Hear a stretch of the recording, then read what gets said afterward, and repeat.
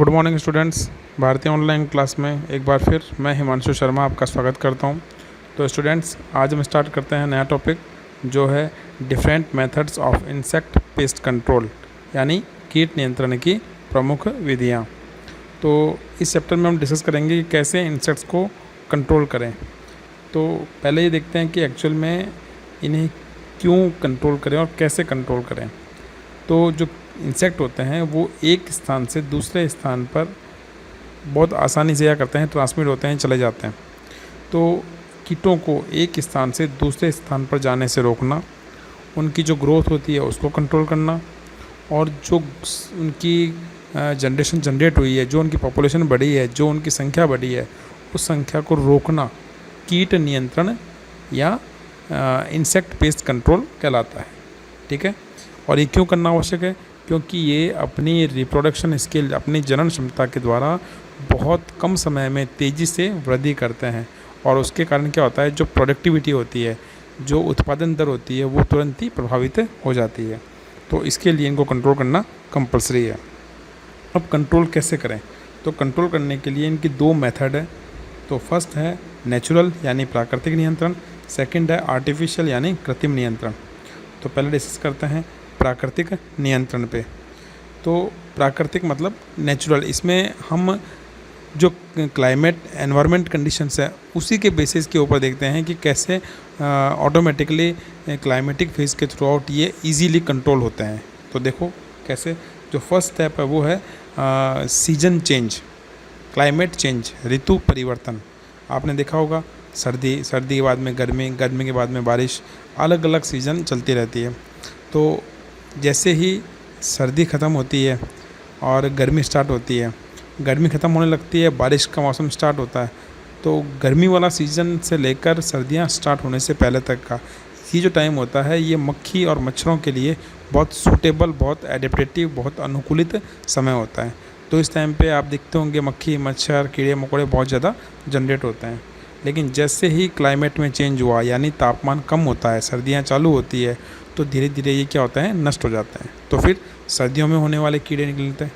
फिर जैसे ही सर्दियाँ ख़त्म होती है, गर्मी चालू होती है, तो तेज़ धूप से वो कीड़े नष्ट हो जाते हैं। सर्दियों के अंदर मूल रूप से जो फंगस होता है, कवक होता है, उनकी ग्रोथ होती है।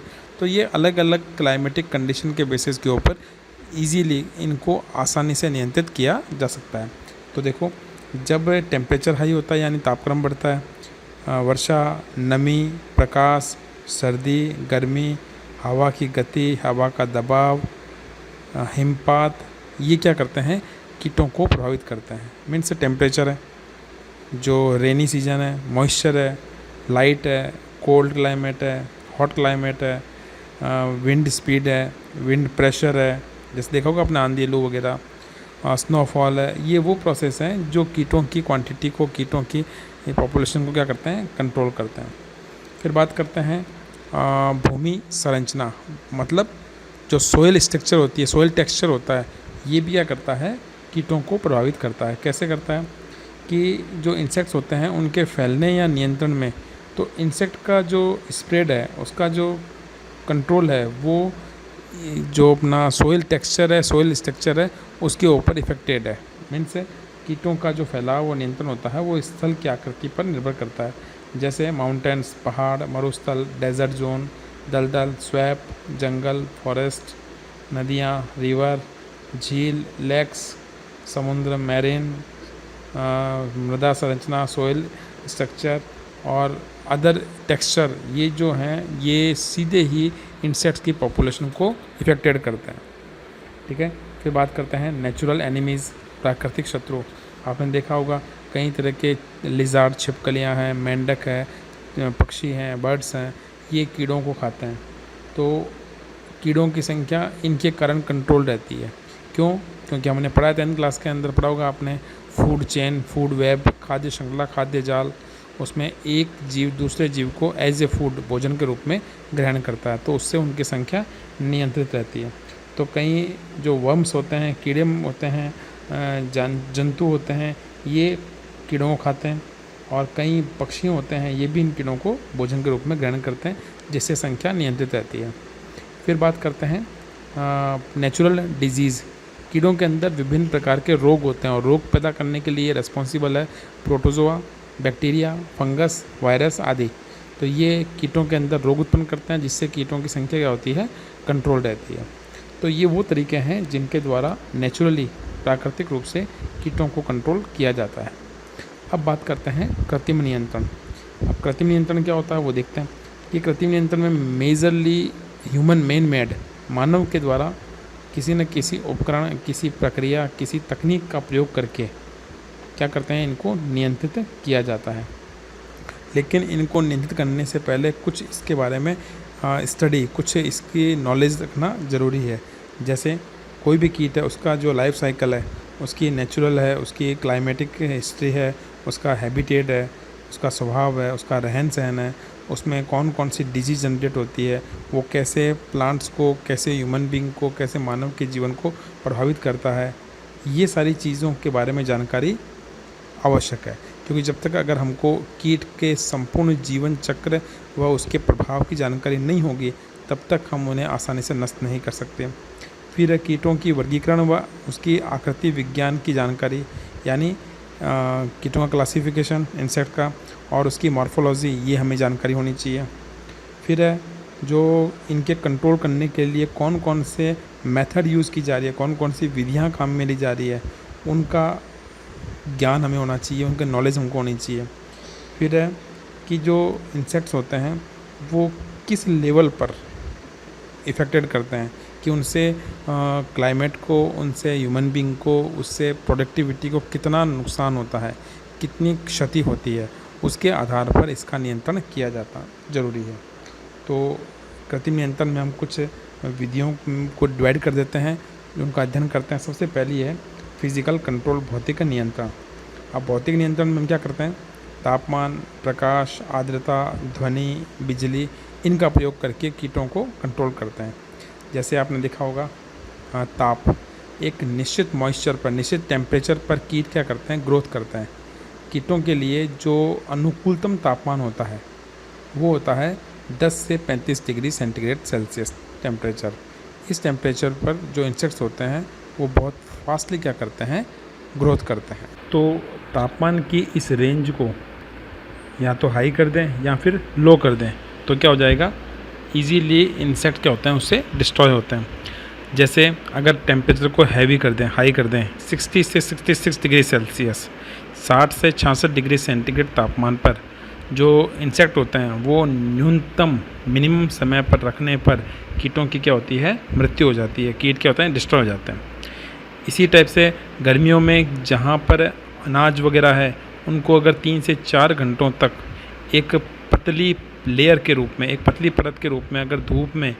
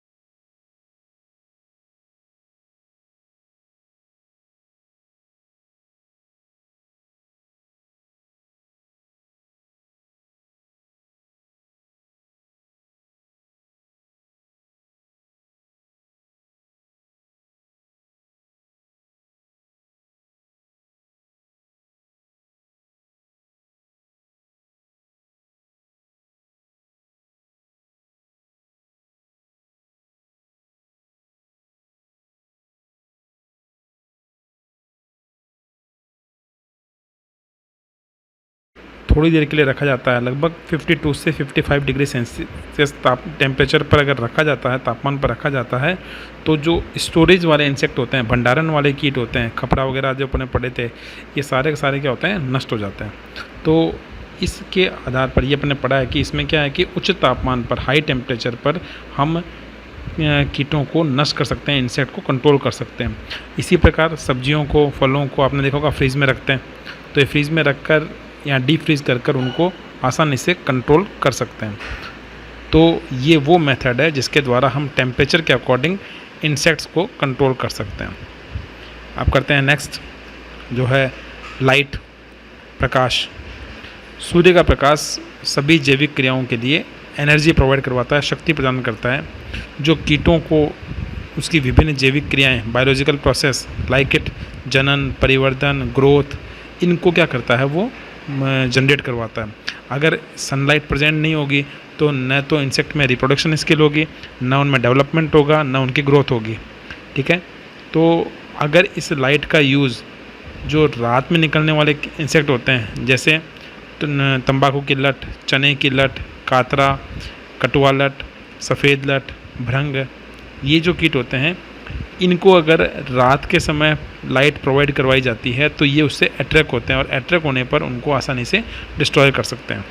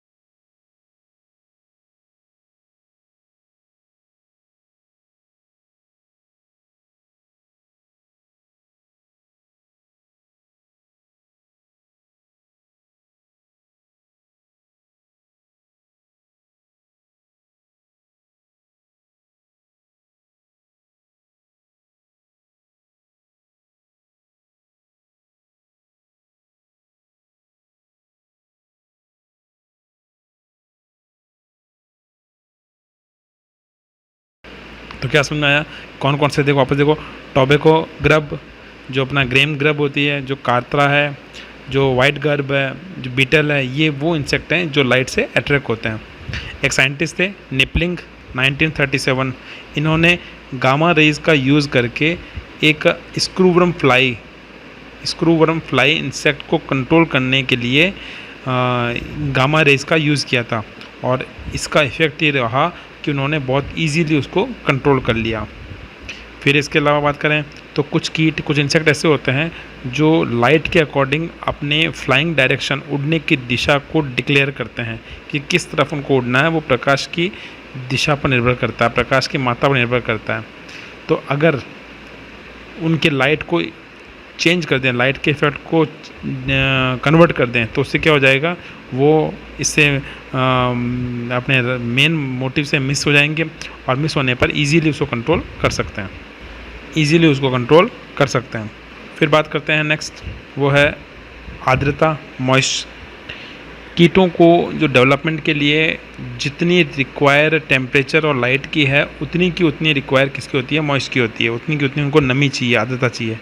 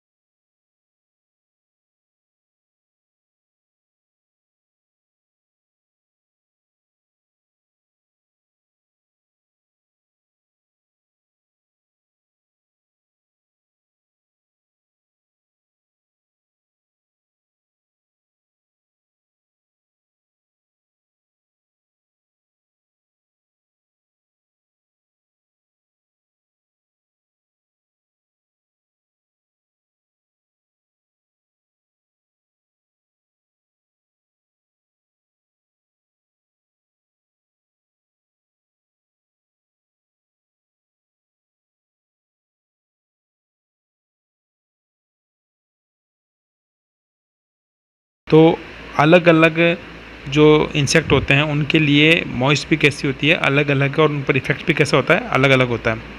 कुछ जो क्रॉप्स होती हैं उनको अगर टाइम टू टाइम क्या करें, उनको वाटर सप्लाई करें या उनके अंदर सिंचाई करते रहें, तो उससे क्या हो जाएगा, कीटों का प्रभाव नहीं होता। कुछ ऐसे होते हैं जहाँ से पानी को रेगुलर उसको डिफ्यूज़ करना पड़ेगा। जैसे आपने देखा होगा, कुछ जैसे कीचड़ में पैदा होने वाले फसलें होती है, बाद चावल वगैरह, तो उनमें अगर ज़्यादा समय तक पानी भरा रहेगा तो मक्खियाँ और मच्छर ज़्यादा पैदा हो जाएंगे, तो वहाँ पर उस पानी को निकालना पड़ता रहता है टाइम टू टाइम। तो ये वो प्रोसीजर है कि उनकी क्वांटिटी कम ज़्यादा मैनेज करनी पड़ती है। बेसिकली यदि अनाज में मॉइस्ट की क्वांटिटी 10% से अगर लो रखी जाती है तो उसके अंदर जो स्टोरेज वाले इंसेक्ट होते हैं, खपरा है, बीटल है, ये उस पर क्या नहीं करते, इफ़ेक्ट नहीं डालते। इसलिए अगर ग्रेन को, अनाज को सुरक्षित स्टोर करना है तो उसमें जो मॉइस्ट की है या नमी है वो कितनी रखनी चाहिए, 8 to 10% तक या इससे कम रखनी चाहिए। तो उससे क्या हो जाएगा कि वो उससे इफ़ेक्टेड नहीं होगा। ठीक है, तो ये था अपना मॉइस्ट इफेक्ट। फिर करते हैं साउंड, ध्वनि की बात। कीटों को कंट्रोल करने के लिए साउंड या ध्वनि भी बहुत पावरफुल है। अभी आपने देखा ये टिड्डा दल का हमला हो रहा था। जब टिड्डी दल का, इंसेक्ट का जो हमला होता है ग्रास हॉपर का, तो उसमें थाली बजाना, बर्तन बजाना, डीजे बजाना, साउंड जनरेट करना, ये सारे खेतों में लोग कर रहे थे। क्यों? क्योंकि ये हाई फ्रिक्वेंसी की जो साउंड होती है उससे क्या होते हैं, ये वहाँ से क्या करते हैं, मूव हो जाते हैं, वहाँ से ये मूवमेंट स्टार्ट कर देते हैं। तो इसी के थ्रू आउट क्या करते हैं, इजीली उसको वहाँ से हटाया जा सकता है। कनाडा के अंदर इस पर एक एक्सपेरिमेंट भी किया हुआ है कि उन्होंने इंसेक्ट को कंट्रोल करने के लिए एक इलेक्ट्रॉनिक फ्लैश गन को प्रोड्यूस किया, जिसके थ्रू आउट उससे हाई फ्रिक्वेंसी रेंज की रेज निकलती है, साउंड वेव्स, और वो इतनी फास्ट होती है कि वो मेल इंसेक्ट को क्या करती है, बांझ बना देती है, उनको अनफर्टाइल कर देती है, वो संतान उत्पन्न नहीं कर सकते। तो ये भी इजीली उनको कंट्रोल करने का तरीका है। फिर बात करते हैं इलेक्ट्रिसिटी की। तो कई कंपनियों की मार्केट में अल्ट्रा वायलेट लैंप मार्केट में अवेलेबल है। आपने देखा होगा अपने जो स्कूल की मेश है, मेश में पर्पल कलर की लाइट लगी हुई है, मेश में बोथ साइड में। जैसे ही इंसेक्ट, कीड़े मकोड़े उसकी तरफ आते हैं तो वो उसके ओर अट्रैक्ट होते हैं, अट्रैक्ट होकर वो उससे चिपक कर नष्ट हो जाते हैं। तो ऐसी मार्केट में कई रेज अवेलेबल हैं जो इनको क्या करती है, अट्रैक्ट करती है, अट्रैक्ट कर उनको नष्ट करती है।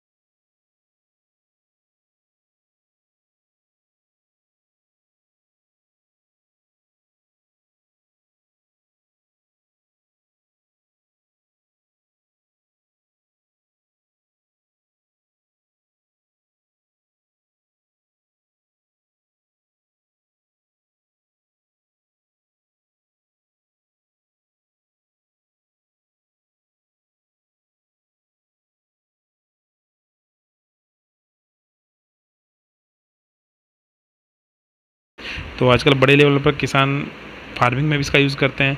खेतों के किनारे पर रेनी सीजन के बाद में इनको लगा देते हैं, जिससे जो रात के समय निकलने वाले कीड़े होते हैं वो इनकी ओर अट्रैक्ट होकर वो नष्ट हो जाते हैं। तो ये वो तरीके हैं फिजिकल कंट्रोल के, या ये वो तरीके हैं जिनके द्वारा भौतिक रूप से कीटों को नियंत्रित किया जाता है। तो आपने देखा भौतिक नियंत्रण के अंदर